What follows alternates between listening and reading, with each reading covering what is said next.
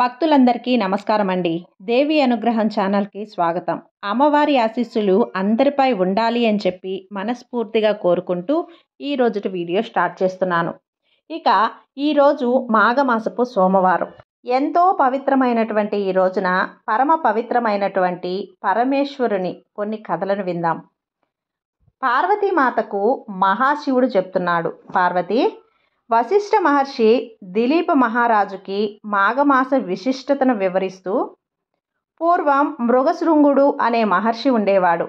ఆయన పుట్టినప్పటి నుంచే దైవభక్తి కలిగి ఉండేవాడు. అతని విద్యాభ్యాసం పూర్తయిన తర్వాత తల్లిదండ్రుల అనుమతితో దేశాటన చేయటానికి వెళ్ళారు. అతని తల్లిదండ్రులు సుశీల అనే అమ్మాయిని ఇచ్చి వివాహం చేశారు. అయితే సుశీలకి 2 స్నేహితురాళ్ళు ఉండేవారు. వారు కూడా మృగశృంగుడు దగ్గరకు వచ్చి, మేము మా స్నేహితురాల్ని వదిలి ఉండలేము, మమ్మల్ని కూడా వివాహం చేసుకోమని అడిగారు. అందుకు మృగశృంగుడు ఒప్పుకోలేదు. ఒకరినే వివాహం చేసుకోవాలి, నేను అలా చెయ్యలేను అన్నాడు. సుశీల స్నేహితురాళ్ళు వాళ్ళ బ్రాహ్మణ పండితుల దగ్గరికి వెళ్ళి అడిగారు. వారు వచ్చి, మృగశృంగ, ఆడపిల్లలు తమంతట తామే వచ్చి వివాహం చేసుకోమంటే తప్పులేదు, నువ్వు వీరిని కూడా వివాహం చేసుకోమని చెప్పి మృగశృంగుడిని ఒప్పించారు. అదే వివాహంలో మిగతా 2 కూడా వివాహం చేసుకున్నాడు. వీరి 4 చాలా సంతోషంగా ఉండేవారు. వీరిలో ముందుగా సుశీల గర్భం ధరించి మృకుండు అనే కుమారుడు కలిగాడు. తర్వాత వారిద్దరికీ కూడా సంతానం కలిగిన మృకుండు పెద్ద కుమారుడు అవటం వలన 3 తల్లులు ఎంతో ప్రేమగా పెంచారు. మృకుండు కూడా బాల్యం నుంచే దైవభక్తి, పెద్దల పట్ల వినయం, విద్య పట్ల ఆసక్తిగా ఉండేవాడు. అతనికి యుక్త వయసు వచ్చాక మరుద్వతి అనే కన్యను ఇచ్చి వివాహం చేశారు. కొన్నాళ్ళకి మృగశృంగుడికి వైరాగ్యం కలిగి భార్యలతో వానప్రస్థ ఆశ్రమం స్వీకరించారు. మృకండుడికి ఇంటి బాధ్యతలు అప్పగించారు. అయితే ఎంతకాలమైనా మృకండుడికి సంతానం కలగలేదు. అందుకు విచారించేవాడు. అక్కడ ఉన్న మునులు, ఋషులు కాశీకి వెళ్ళి విశ్వనాథుణ్ణి దర్శనం చేసుకొని రమ్మని సలహా ఇచ్చారు. మృకండు తన కుటుంబానంతటినీ తీసుకొని కాశీకి ప్రయాణమయ్యాడు.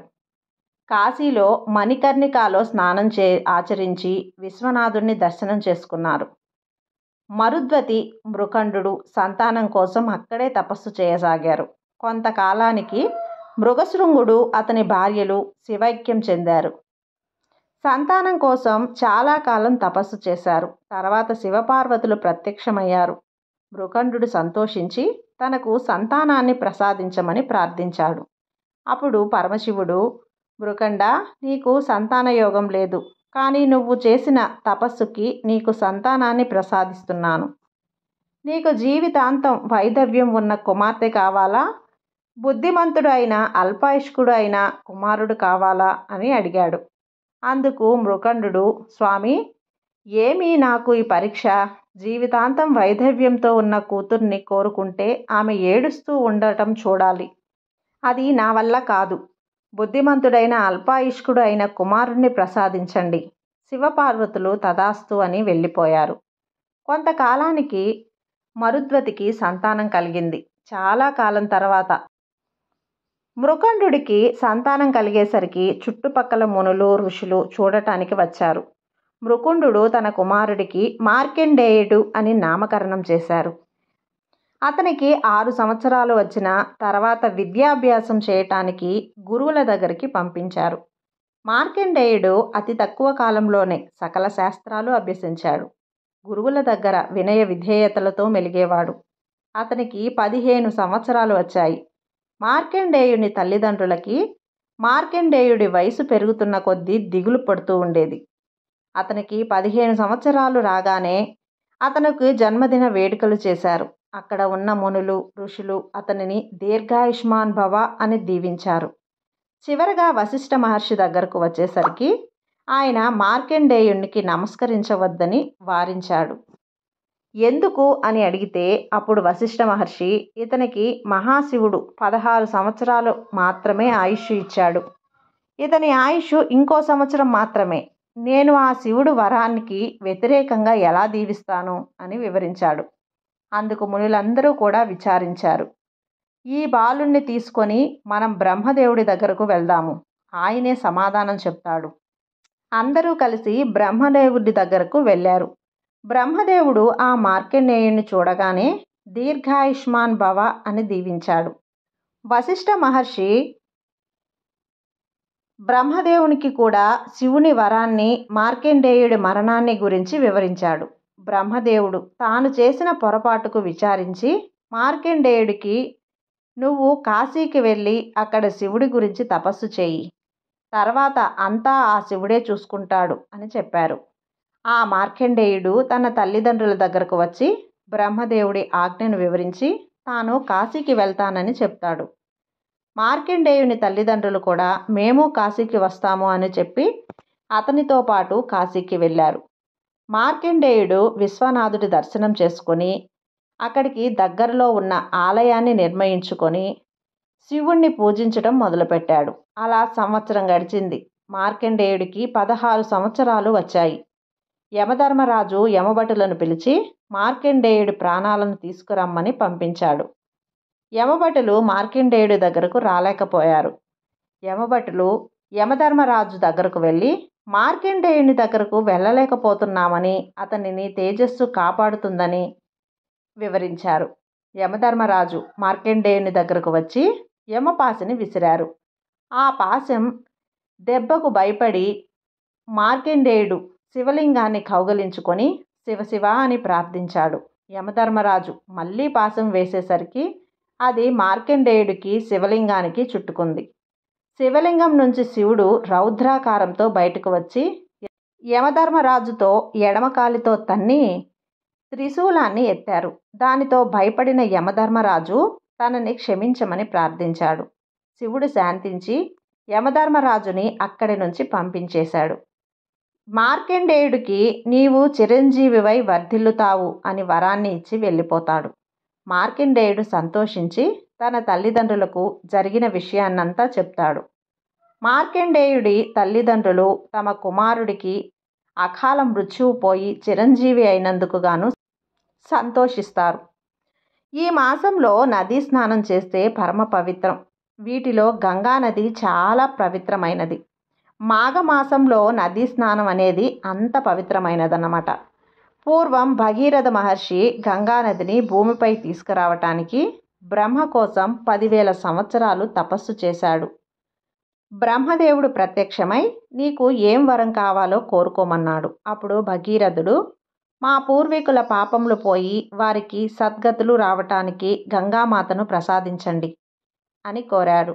అందుకు బ్రహ్మదేవుడు, నువ్వు నా కోసం కాదు తపస్సు చేయవలసింది, గంగాదేవి గురించి తపస్సు చేయి, నీ ప్రయత్నం ఫలిస్తుంది అని దీవించాడు. భగీరథుడు గంగామాత కోసం మరొక 10,000 సంవత్సరాలు తపస్సు చేశాడు. గంగామాత భగీరథుడిని తపస్సుకు మెచ్చి ప్రత్యక్షమైంది. నీకు ఏం వరం కావాలో కోరుకోమన్నాడు. అందుకు భగీరథుడు, మాత, పాతాళంలో ఉన్న మా పూర్వీకులు పాపములను పోగొట్టి వారికి సద్గతులను ప్రసాదించడానికి మీరు నాతో పాటు భూలోకానికి రావాలి అని కోరాడు. అందుకు గంగామాత, నేను నువ్వు అడిగిన వరాన్ని ఇస్తాను, కానీ నా వేగాన్ని భూమాత భరించలేదు, అందుకు నీవు పరమశివుడి కోసం తపస్సు చెయ్యి అని చెప్పి వెళ్ళిపోయారు.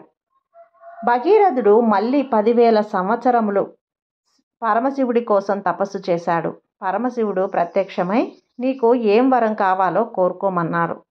అందుకు భగీరథుడు, స్వామి, మా పూర్వీకుల సద్గతులను ప్రసాదించడానికి నాకు మీ ద్వారా గంగామాతను ప్రసాదించండి అని కోరుకుంటాడు. శివుడు తన జడలను విప్పి గంగాదేవిని తన శిరస్సు మీద ప్రవహించమని ఆజ్ఞాపించాడు. గంగామాత పరమశివుడి శిరస్సు మీద ప్రవహించింది. శివుడు తన జడలతో మొత్తం గంగానదిని బంధించి ఒక పాయను మాత్రం వదిలిపెట్టాడు. గంగామాత భగీరథుడి వెంట భూలోకానికి వచ్చి పాతాళ లోకానికి వెళ్ళి భగీరథుని పూర్వీకులకు సద్గతులను ప్రసాదించింది. అలా గంగామాత భూమిపై అవతరించింది. అంత పరమ పవిత్రమైన గంగా నదిలో మాఘమాసంలో స్నానమాచరించిన సకల పాపాలు, చివరికి బ్రహ్మహత్య పాపాలు కూడా తొలగిపోతాయి.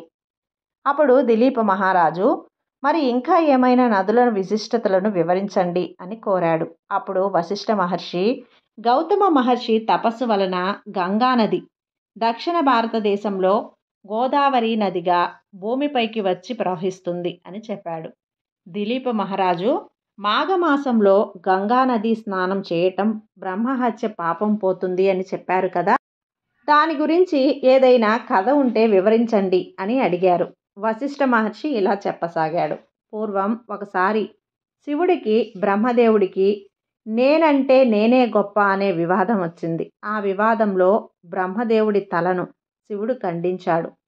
బ్రహ్మదేవుడు బ్రాహ్మణుడు కావటం వలన శివుడికి బ్రహ్మహత్య పాపం పాతకం వచ్చి బ్రహ్మదేవుని తల శివుడి చేతులకి అంటుకుపోయింది.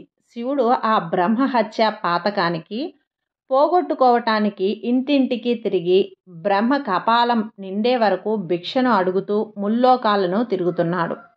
అలా తిరుగుతూ భూలోకానికి వచ్చాడు. భూలోకంలో సప్త ఋషుల భార్యలు శివుని రూపానికి ముగ్ధులై పరవశించి పదే పదే భిక్షను వేస్తున్నారు. ఇదంతా చూసిన సప్త ఋషులు వచ్చింది శివుడు అని తెలియక అందరూ కలిసి నువ్వు నపుంసకుడివి అవ్వు అని శపించాడు. పరమశివుడు వెంటనే లింగరూపంగా మారిపోయాడు. అసలే బ్రహ్మహత్య పాతకం. ఇప్పుడు సప్త ఋషుల శాపం వలన పరమశివుడి నుంచి తట్టుకోలేని తేజస్సు వెలువడసాగింది. ఆ తేజస్సు ప్రళయంలా వచ్చి భూమండలం అంతటిని మింగేస్తుందా అని అందరూ భయపడిపోయారు. సప్త ఋషులు ఆ లింగంను తీసుకొని ప్రయాగ క్షేత్రానికి తీసుకుని వెళ్ళి అక్కడ శివుడికి అభిషేకాలు, షోడోపచార పూజలు నిర్వహించారు.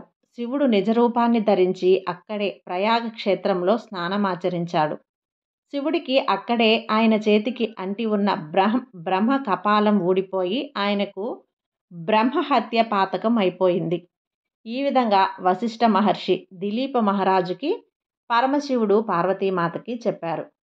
ఇక ఈ రోజుటితో ఈ కథలను ముగించి మరికొన్ని కథలతో మళ్ళీ ముందుకొస్తాను. ఈ కథలు మీకు నచ్చినట్లయితే లైక్ చేసి సబ్స్క్రైబ్ చేయండి. మరికొంతమంది భక్తులకు షేర్ చేయండి. సర్వే జన సుఖినో భవంతు.